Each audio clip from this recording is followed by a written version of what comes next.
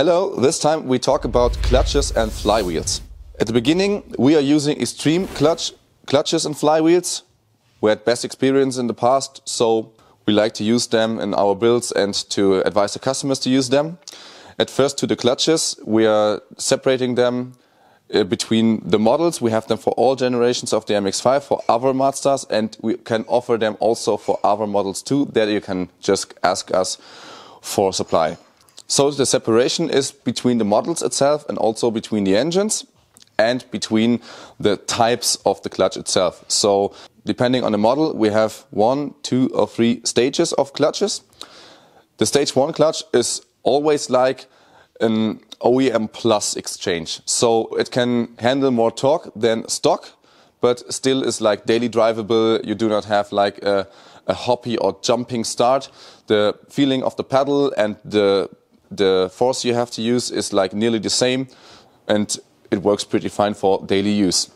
This clutch can always handle the torque of our like standard turbo conversion kits, which are installed on the stock engines, like with stock internals and not too much boost pressure. And they also can always be used like in standard OEM exchange also, if you do not want to like give more power to the engine. If you want to take your turbocharged car on the racetrack and use it roughly, then you would have to take the stage 2 clutch, because the problem is the organic surface of the stage 1 just can handle not too much temperature, and race driving on the track leads to more heat in the clutch than compared to the driving on the street. The stage 2 clutch comes with sinter pads, and these are able to deliver more torque and they can handle the heat better, so you won't have problems with slipping clutches.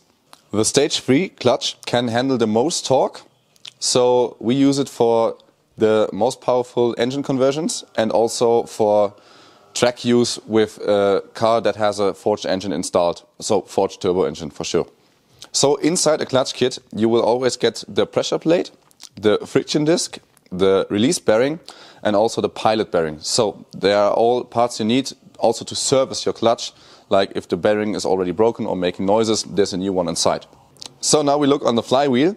Flywheels we have normally in 2 different types. We have a lighter one and a heavier one, but the heavier is still lighter than the stock flywheel. When does it make sense to change the flywheel? At first, for sure, when it's broken. The second reason would be if you're building up, for example, an ITB setup or like a naturally aspirated engine which should rev and come down with the revs very, very fast. We would not recommend to change the flywheel if you're doing a turbo conversion, because the character or the type of the conversion does not lead to a lighter flywheel. It's not really fitting to the concept. For an ITB setup or a naturally aspirated in general, there it's fitting better than on a turbo one.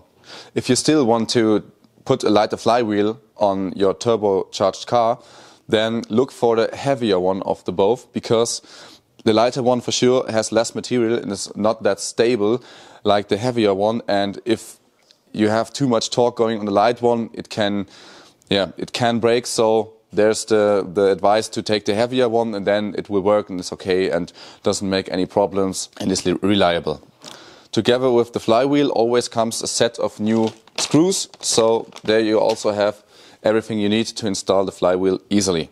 If your clutch is already broken or has to be changed now and you want to make a turbo conversion, for example, later, there's no problem to install the clutch directly and later go to the turbo conversion, for example, because in case of the stage 1, there's this OEM or like stock drivability, so you can do the conversion in steps and do not have to do everything together or everything at the same time.